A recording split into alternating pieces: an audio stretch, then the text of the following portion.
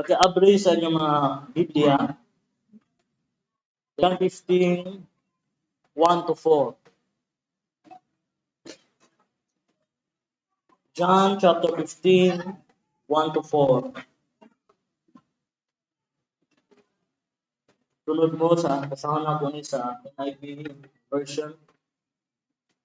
I am the true vine, and my Father is the gardener. He cuts off every branch in me that bears no fruit, while every branch that does bear fruit, he prunes, so that it will be even more fruitful. You are already clean because of the word I have spoken to you. Remain in me, and I will remain in you. No branch can bear fruit by itself. It must remain in the vine. Neither can you bear fruit unless you remain in me.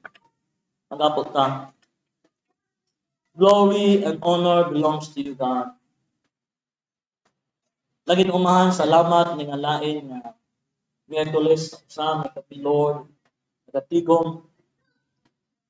Among gibayaw ka, glory and honor belongs to you. Para God, ikaw, Lord, mag-experience ka namo sa iyong pulong. Speak to us. Holy Spirit, abri mong salabutan, tutuloy kami, pasabta kami sa pulong. Lord, himo o Dios, nga madawat namo karong gabi, unsa ang mensahe na para kanamo karon. Holy Spirit, convict each one of us. Let there be, Lord, refreshing. Let there be instruction. Let there be direction, O God, tonight. Glory and honor belongs to you. In Jesus' name. Amen.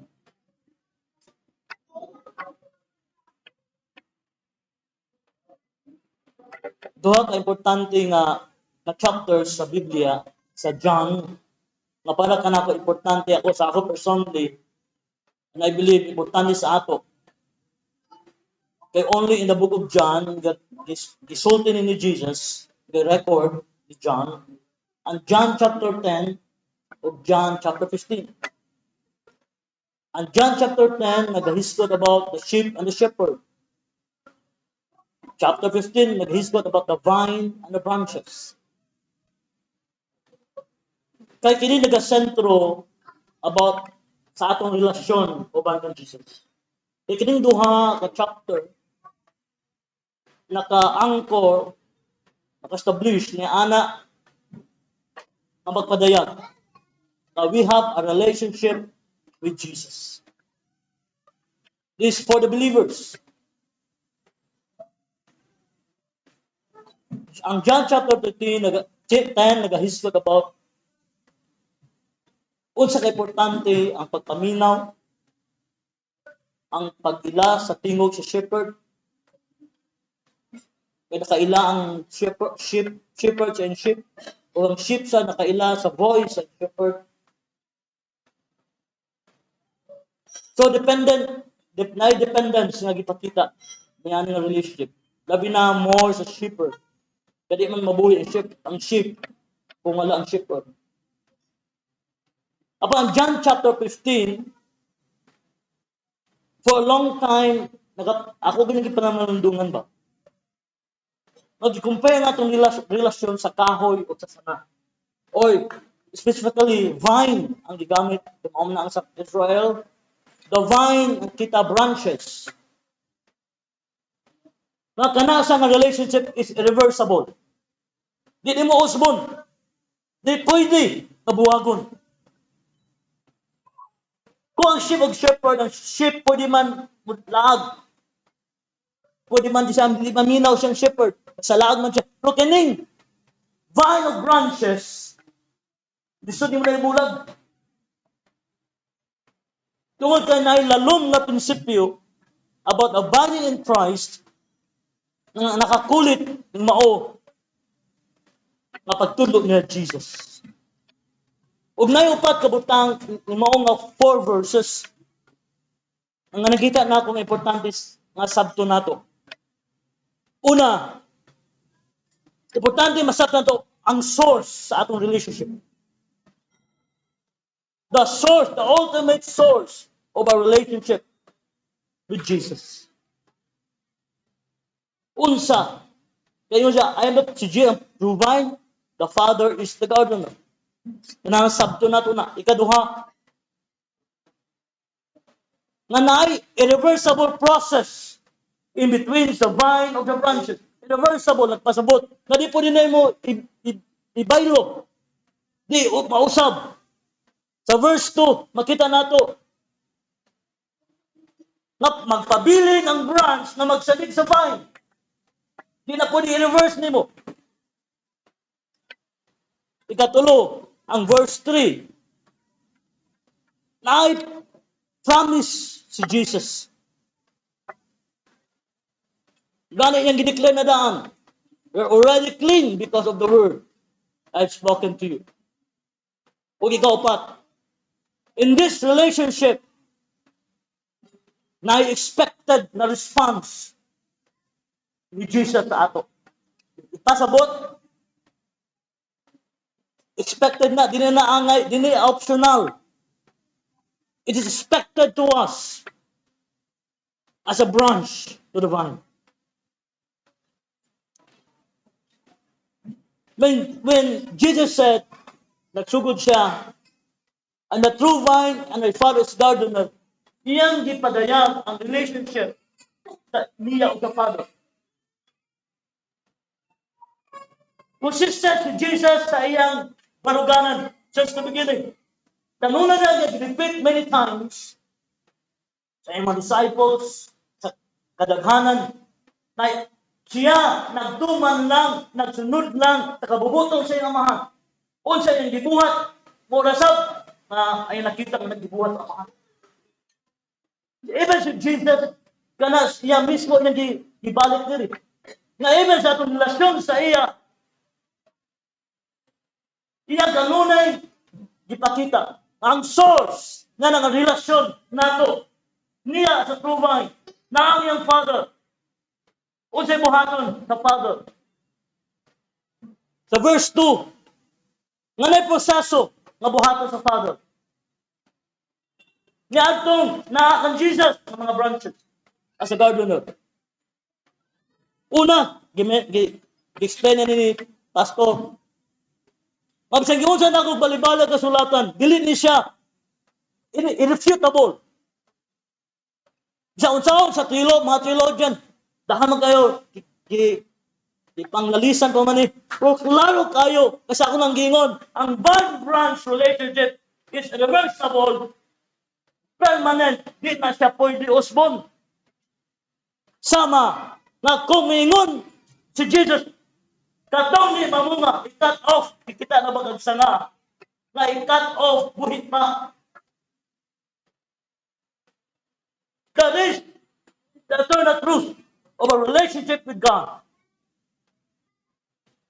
Nga dili pwede ni wala bisang kinsa nga tao nga pwede mo reason out before God. Na he belongs to Jesus, but siya mismo wala magpakita sa bunga ng source na mao ang vine si Jesus. Klaro, cut off. Pero na isa ka proseso. Kung wala na nalalis, putlon. Wala na. Rejected. Pero, katong branch nga nag-bear fruit, mamunga na, iyang i-prune. So that it will be even more fruitful. Pruning, always, makita mo ang pruning, kung ano nang unsang pruning sa ato, it is discipline. Pruning is the discipline of God. Mother plus Hebrews chapter 12.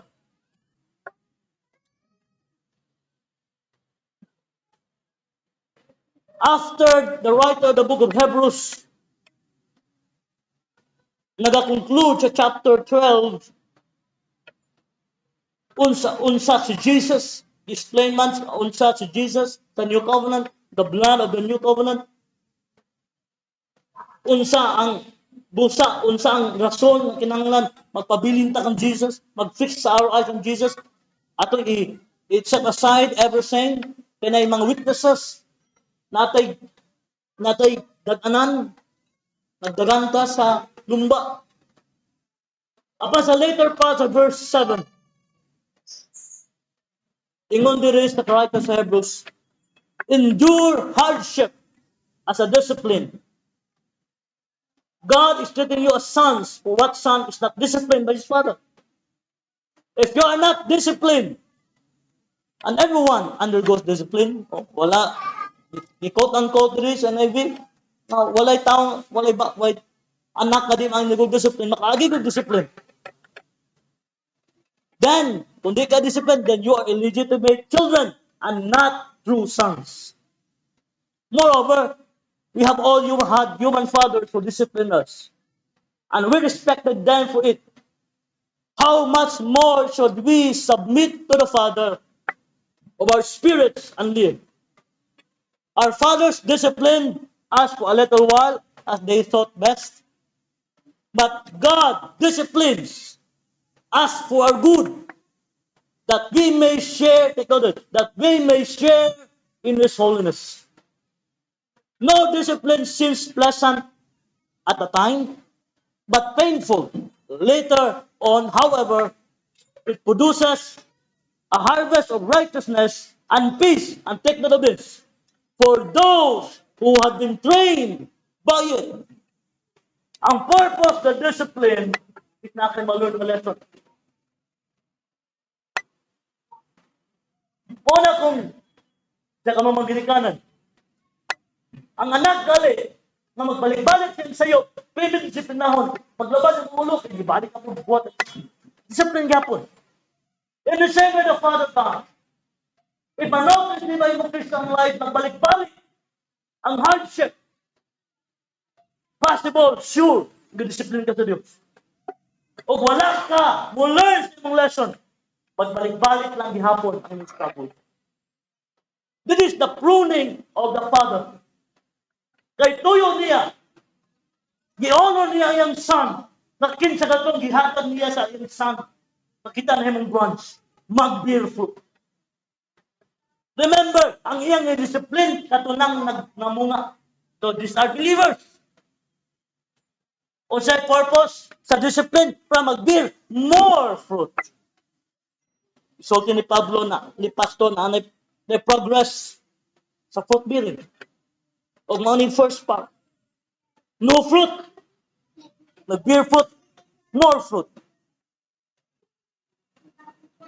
O gani, kung tanawin mo ang pag-deal sa Father, sa God, sa Israel, in the book of Deuteronomy, chapter 8, verse 1.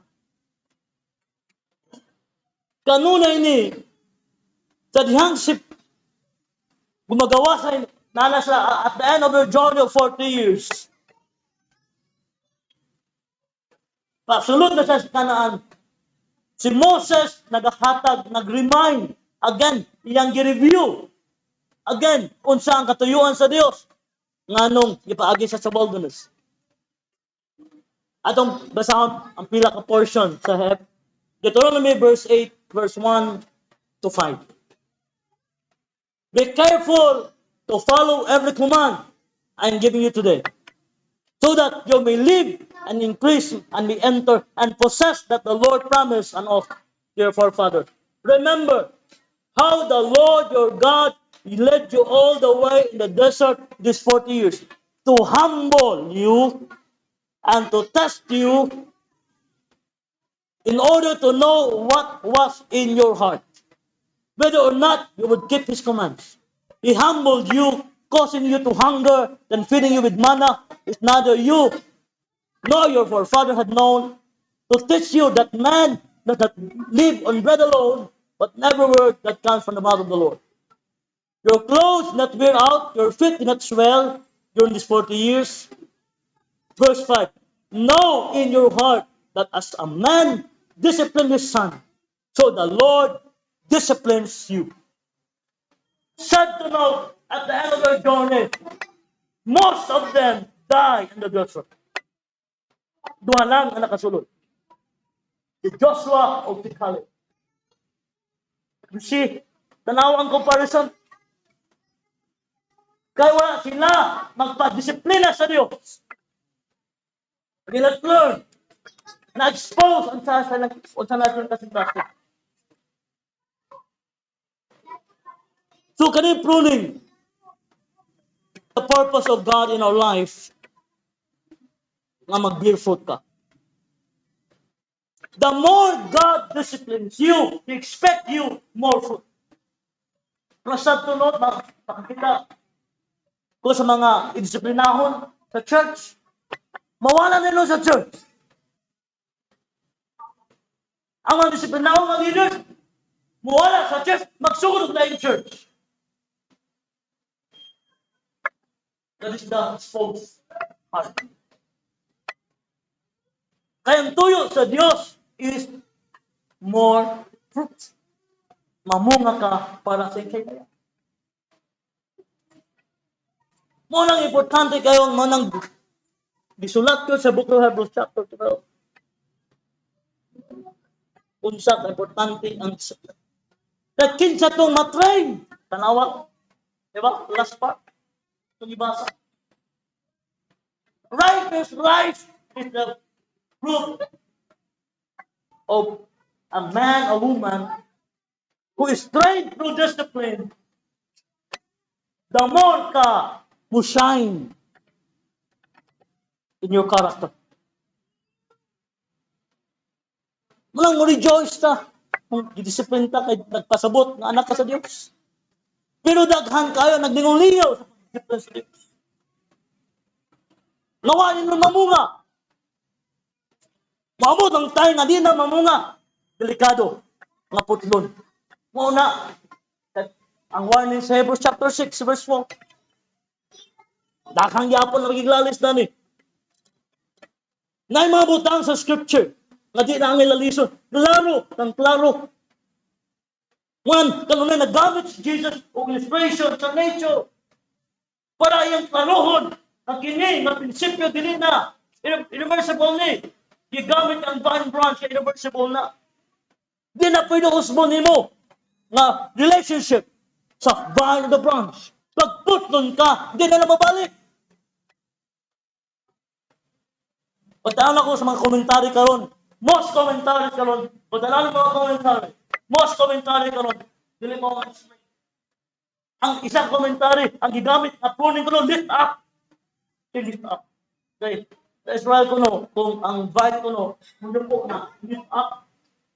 Now, layo naman ka ng cut-off, lalo ng cut-off. Klaro English, simple mo naman ng cut-off. Bisaya putlon. As simple English, not understand. Kami ka na yung Greek.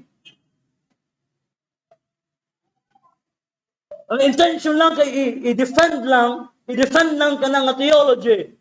Na, if you are saved, you are saved. Kasayang ko lang dugo ni Jesus, mas sayang kung ikaw makita. Huwag ka mamuna. It cost the life of Jesus. It cost Him. Gusto ko mo focus much time in verse 3 and 4. Sa ko lang yung klaro naman na. Display naman na ni Pastor. Verse 3. You are already clean because of the word I spoken to you. Remain in me and I will remain in you. No branch can bear fruit. Klaro ba no? No branch can bear fruit by itself. It must remain in the vine. Neither can you bear fruit unless you remain in me. Now, dili ko focus kay gigamit ni Jesus ang pulong na word. You are clean. You are really clean by the word. Because the word of God mo iyang gihatag. Ang abiding in Christ is always connected sa Word of God. Ang connection nimo sa Jesus at the branch is because of the Word of God. Mauna ang Word of God nag-flow from Jesus at the branch mo sumpal na sa imo. Nawalan mo go, how, Lord, unsa ni pagsabot, Lord? Nga ang imong Word of God is the basis for abiding in you. Then God, again, brought me to the parable of the sower. Explain part the pastor ng part. Tulo mo na ang diskutan sa parable na iwan. Pwede parable of the seed, parable of the sower. Kaya tulo man ang pana, sower, the seed, and the sower. So I want to much focus further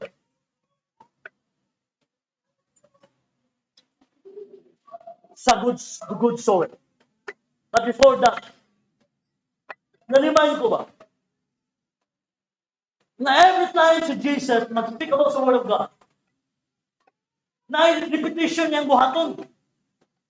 Iyan na ibalik-balik ba? Tanawang John chapter 15, ibalik-balik ng Word. Because ako lang gingon, connected kanunay. Kasi Jesus Himself is the living Word. He's the Word that became flesh. Sa ako nang yun, irreversible na siya na prinsipyo.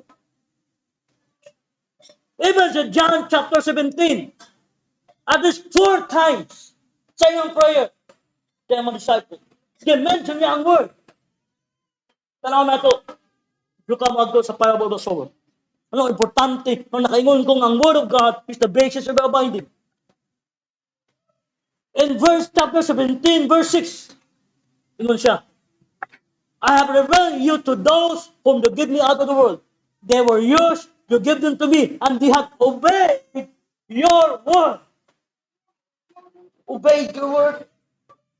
So ang purpose sa Word of God is obedience.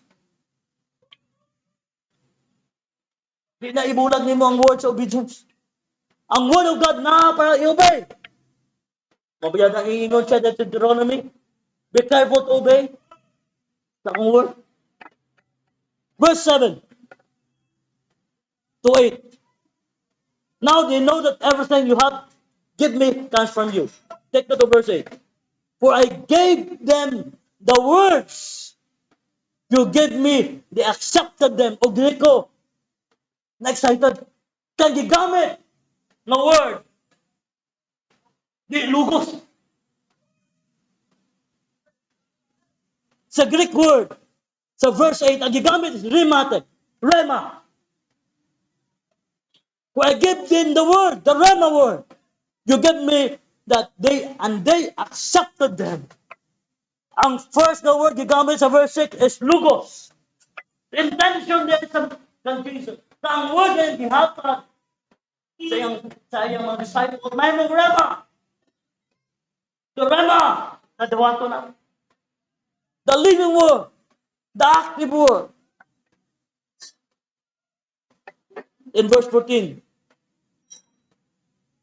I gave them your word, and the world has hated them. For they are not of the world anymore than I am of the world. Verse 17, sanctify them by the truth. Your word is truth. To God, si Jesus, nga nang yan nag-emphasize many times sa iyang mga word about the Word of God because he knows na siya mismo ang living word. Kung ang Word of God dili mahimong part sa imong life, dili nimo kabahin sa imong life, I tell you, you should sabton anak ka nila. Yun na upat karon nga world views sa Word of God. Usahay ang Word of God, himo na lang crystal ball sa Kristiyaano. Crystal ball. Tanaw nga mangita giya. Pagtag na ba? Mangita og giya sa kinabuhi. Pero crystal ball. Usahay ang Word of God, himoon. Nga refrigerator. Muagto lang kung na kailangan. Ang uman, gigamit ang Word of God as ambulansya. For emergency use only. Ay, maka-open sa Word. Kung na-emergency, let's go. Madi na mao ang kinatabukan sa pulong sa Diyos. 2 Timothy 3:16, klaro ko na. Ang prinsipyo is the all Scripture. Ang totality sa Word of God ang maghatag ni mo kinabuhi. Not only a portion, not only for ang mga paborito ng mga verses, because the Word of God is connected. Paano? Importante na. Nga naman, because in the parable of the sower, iyang gihatag ni Jesus, mismo, sa iyang disciple ni Doon, sa iyang explain, nanong kita, hindi mo anong parable. Because importante yung prinsipyo, nasa tulo, gospel, Matthew, Mark, Luke, ginipit, gitagaan, lain ang mga emphasis nila. Tanaw na ito sa Makadiyot. Focus ko sa last part sa parable to explain about the good soil. Kaya naman ta, di ba? The good soil. Kaya katong liso nga nasa tampinit, kung delikado to, kasi ito unfruitful ang gamit sa scripture. Ibasa ko na Pastor Matthew. So, possible dito, lisod na ang pisuhanon. Delikado na. You know, ang good soil is the believers. True believers of Jesus. Na nakadawat sa pulong o pinili din sa Diyos. Nga naman, tanong na to, o sa epikto sa Word of God, according sa 3 Gospels. Sa Matthew chapter 13, 18-23, nga version ni Matthew, sa verse 23, tanawa, unsa gingon ni Matthew about the Word of God. Matthew 3, but the one who received the seed that fell on good soil is the man who hears the Word and understand it. He produces a crop yielding 160 or 30 times what was sown. And understands it. Sa muna din, mo bitaw na ano na kasabot na sa puno sa Diyos. Because of the Holy Spirit, na-convict sa atin. Understands. Di lang nasabtan. Matod ni Mark. Tanawa kang Mark. Sa Mark 4, 13-20 na version sa parable. Sa verse 20. Others, like seed sown on good soil, hear the word, accept it,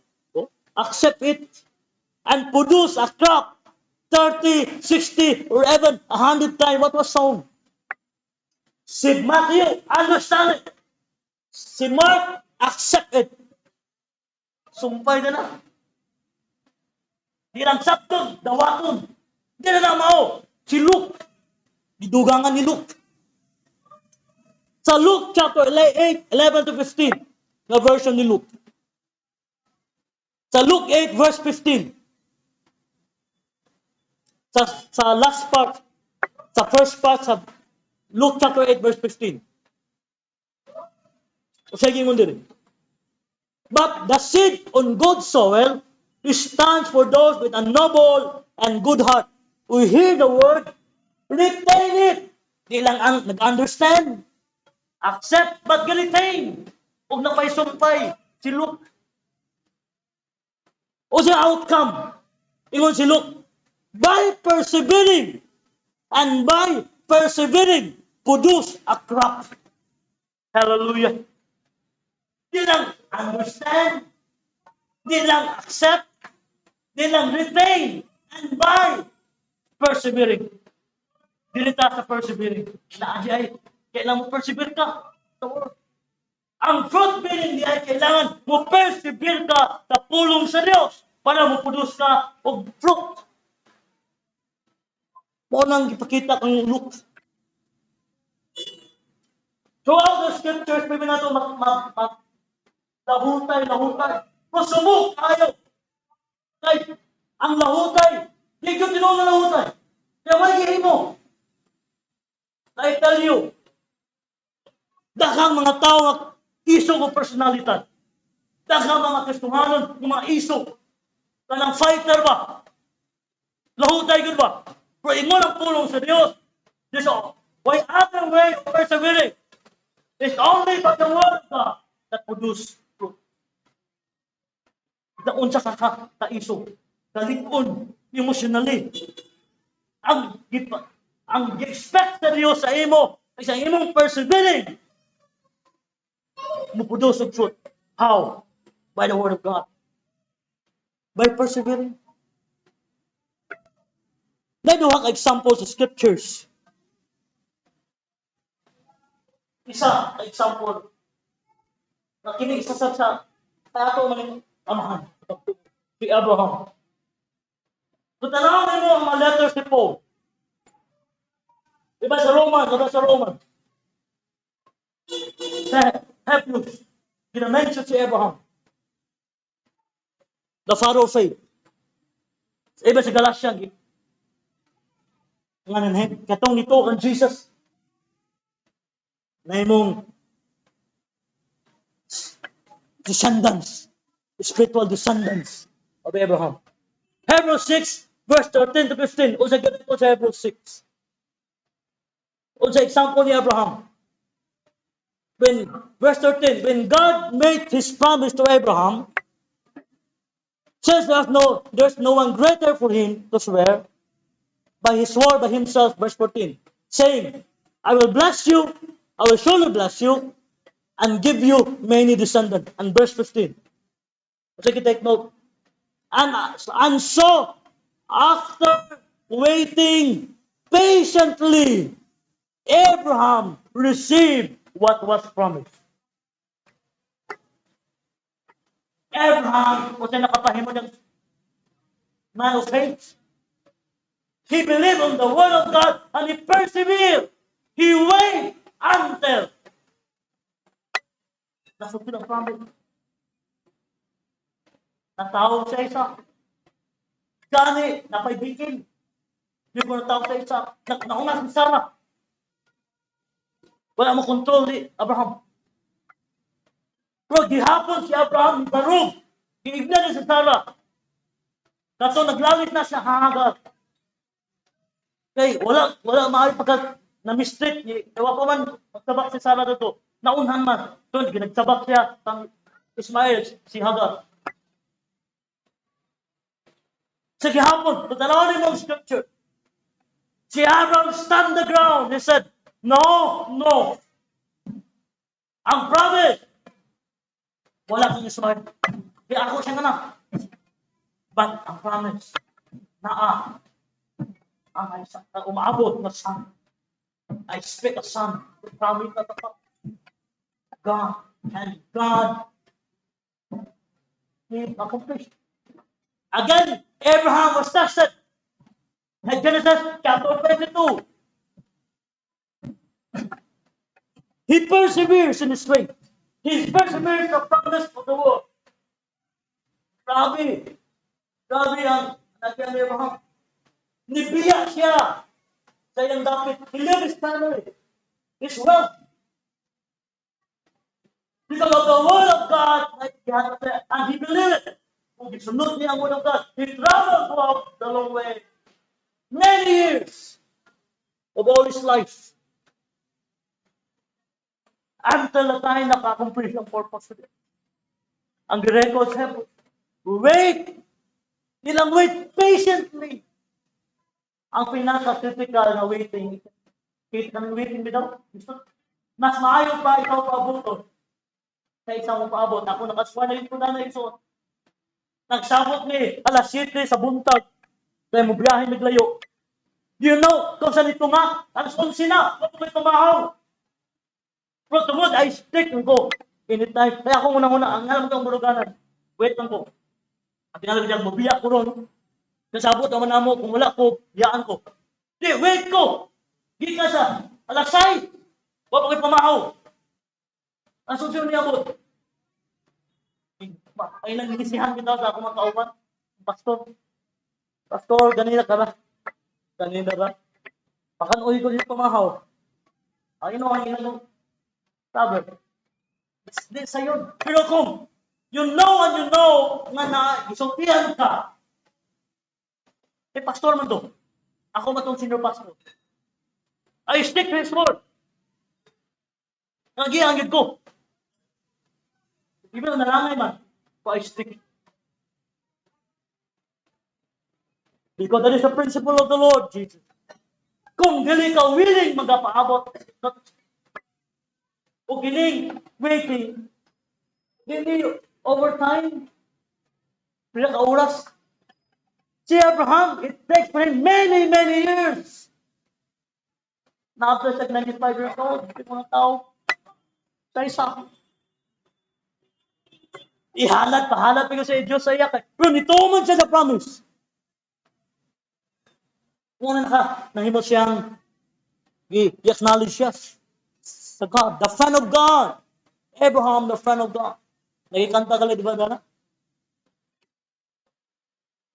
Kung muna isilti sa Hebrews chapter 10, 35 to 37.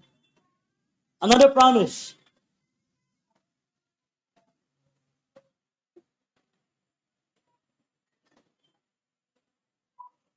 Verse 35 to 36. It says, so do not throw away your confidence. It will be richly rewarded. Verse 36. You need to persevere. Persevere. So that when you have done the will of God, you will receive what He has promised. Hallelujah. Importante ang Word of God. Kahit tinuod ka nito sa pulong sa Diyos, ma-persevere ka. Unang usay, the 11th hour. Wala ka ni-surrender ka. And I believe many of you here, na pamilya, duga na mo ni hulat. Di pa na mawing so. Because as I said, God always tests the heart of the believers. Kaya naibalong Diyos, kay 2014, naayda ko ng himuon ng Diyos. Di kaya sa mga Kristohanon na magbangay-bangay na nga dili tanong kasing-kasing kay dili sayon karon ang gihatag sa Dios nga para sa ako privilege. Thank you, Lord, salamat. I'm privileged to be with this church, with serving with the pastor who nakadawat yung pulo. And I believe there's something. I always believe in you. Right harvest. The sacrifice. I tell you. Wala mo abot ang inyong gihula pa karon because gitas sa Dios kung nakahibalo ka mo, nag-persevere ba mo sa pulong. Do you have the word of God in Kupta? Do you have the word of God in Kupta? For many years, for the past 29 years of my Christian life, I have a word of God na-receive na ako. Gihano na ako sa Diyos. And I stick to that word. Lord, whatever happens, I believe what your word says. It shall be done. Kanya ang Ginoo nahatag na words in 1991. Pila ka years na? 23 years ago. Daghan na. Nanay mga daha. Nanay mga pipila sa pulong. Nag-accomplish na Diyos. And I rejoice. Napipila na lang. The word of God na ako na-receive. Na I expect gihapon. Because it is the word of God. Maulay naka-persevere. Persevere! And produce.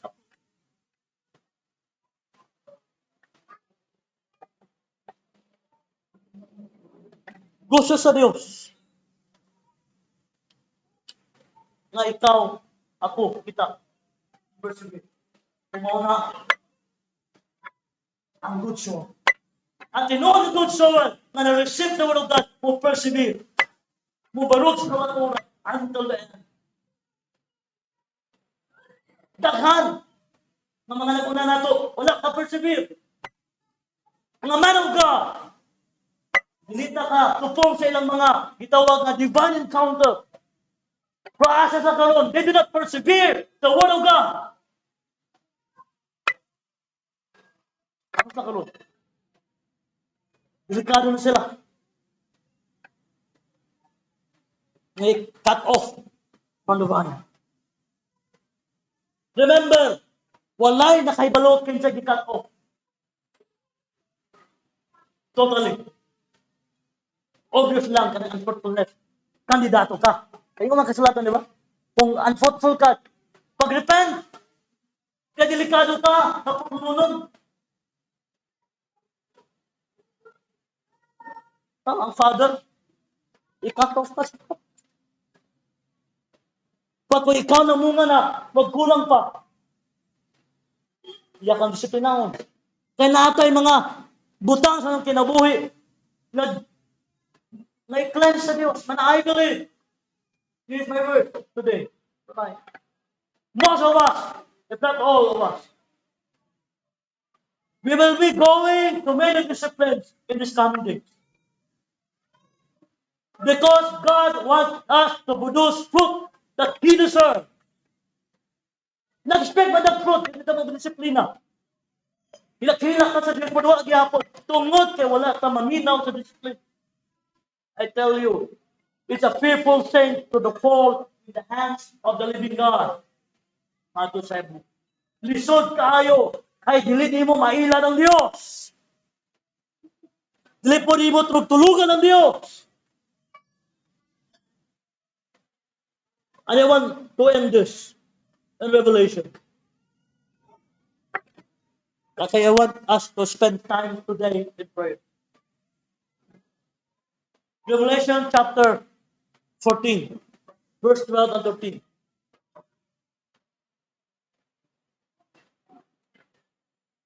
Kaya ko yung nabasa ng scripture.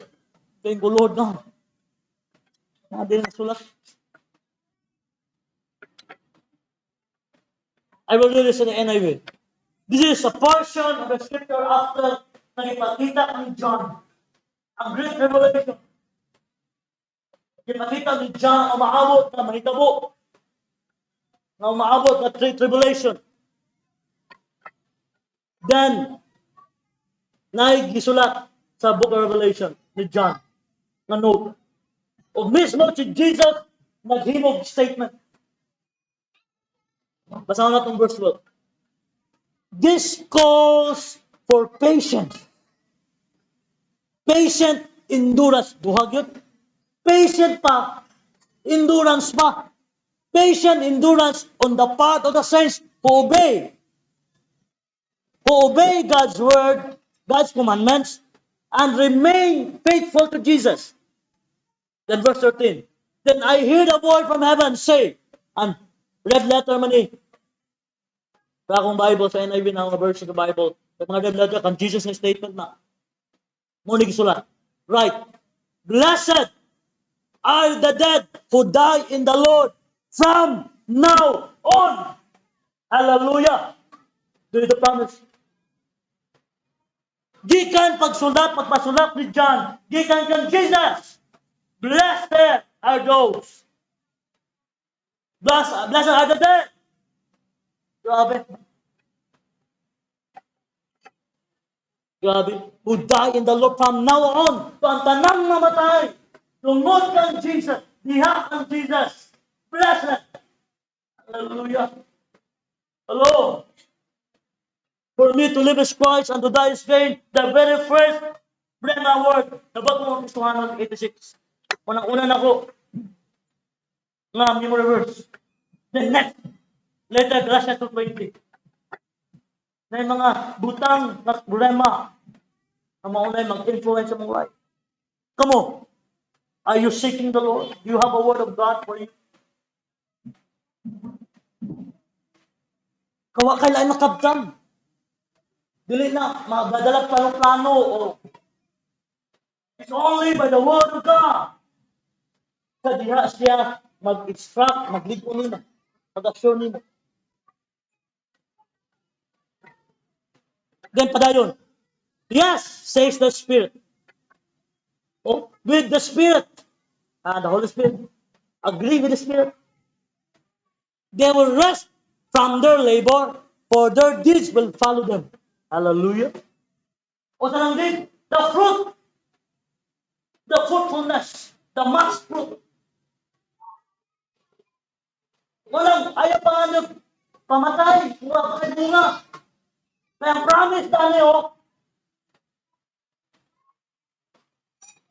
walang ayaw kadlok.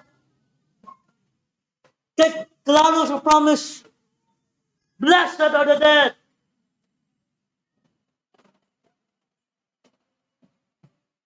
Atong nag-obey, mag-take pa kantin.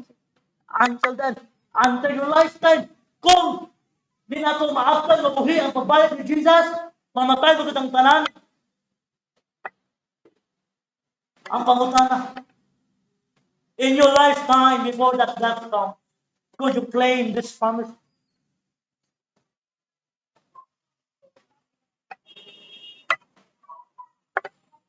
So tonight, let us stand before the presence.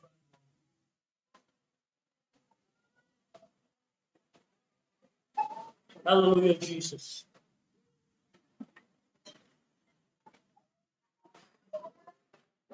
Isa sa nakapa-excited na sa mo. Kung mahina.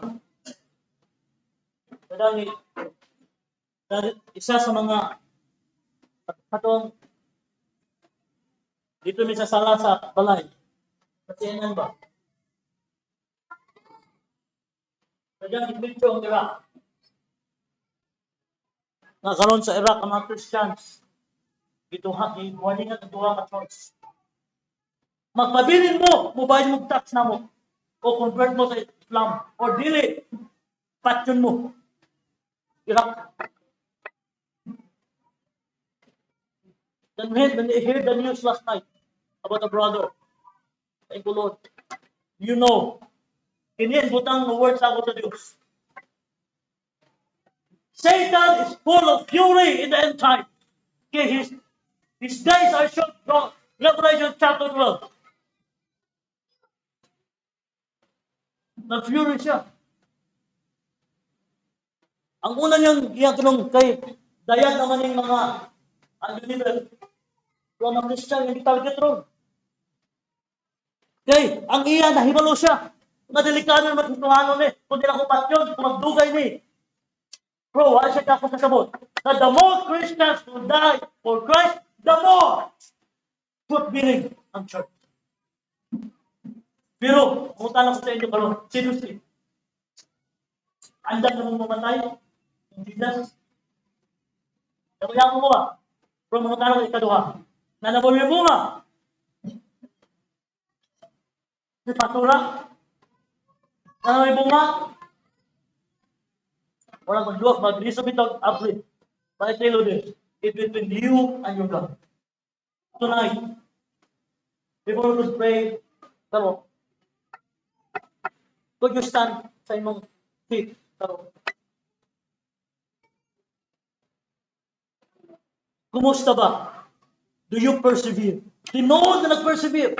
Are you still in the Word of God?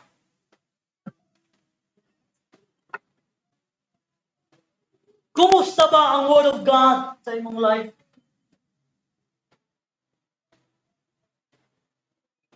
Nemo ba gahapon ba na siya crystal ball, refrigerator, ambulance sa imong kinabuhi?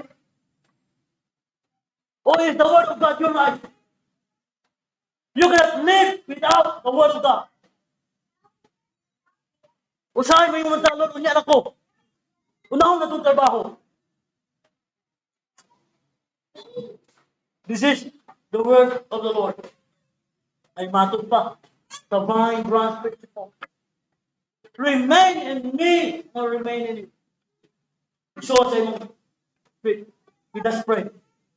Just take time to pray. Come on. Just open your mouth. Between you and your God. So grabe the days to come. Kaning days are coming. But we're facing warfare. We need the Holy Spirit. We need a heart to persevere in the Word of God. Ang unang gusto ilugod sa Dios karon, ang imong love sa word. Priority sa word. Kaya ibalo ang away. Kawa siya nasungkol kung word of God na ang nasa. Come on, pray. Oh, hallelujah, Jesus. Oh, Lord Jesus God. Hallelujah. Ako hinangyo dong ang worship team to come. Let's sing that song right now. But that's not the last.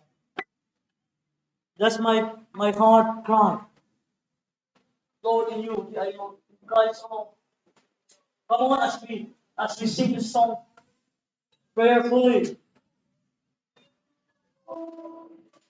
Let not this song only a song.